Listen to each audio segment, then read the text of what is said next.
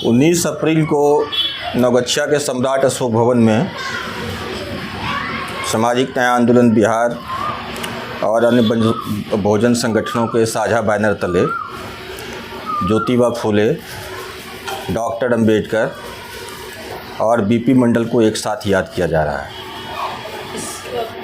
ये क्या उद्देश्य है? नवगछिया में ये पहला मौका होगा कि इन तीनों बहुजन महानायकों को एक साथ याद किया जा रहा है। 14 अप्रैल डॉक्टर अंबेडकर का जन्मदिन है, 11 अप्रैल ज्योतिबा फूले का जन्मदिन है और 13 अप्रैल को मंडल आयोग के अध्यक्ष रहे बीपी मंडल ने की भौतिक उपस्थिति इस दुनिया से खत्म हुई थी, तो उनका स्मृति का दिन है। तो हम इन तीनों महानायकों को एक साथ याद कर रहे हैं।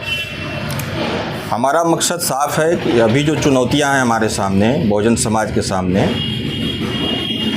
इस आयोजन में हम उन चुनौतियों पर चर्चा करेंगे और अपने इन नायकों के विचारों पर बातचीत करेंगे, इनके संघर्ष की विरासत को आगे बढ़ाने पर बातचीत करेंगे।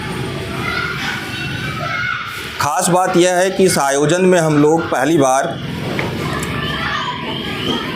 इस क्षेत्र को पता नहीं होगा कि आधुनिक बिहार में सामाजिक न्याय के लड़ाई की मजबूत बुनियाद त्रिवेणी संघ ने रखने का काम किया था।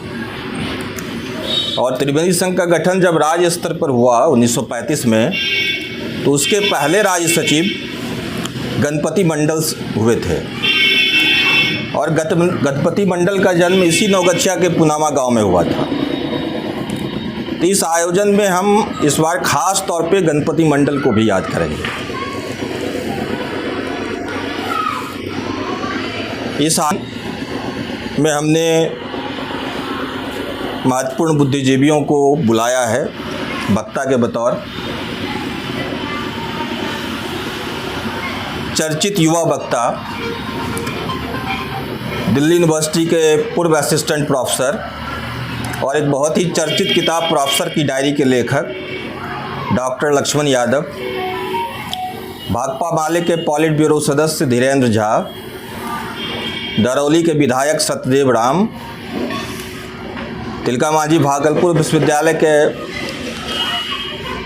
अर्थशास्त्र विभाग से retired professor doctor Upendra Shah, Tilka Manjhi Bhagalpur विश्वविद्यालय के हिंदी स्नातकोत्तर विभाग के विभागाध्यक्ष रहे डॉक्टर योगेंद्र, सहित कई एक बहुजन बुद्धिजीवी, स्थानीय सामाजिक राजनीतिक कार्यकर्ता इस समारोह में अपनी बातें रखेंगे।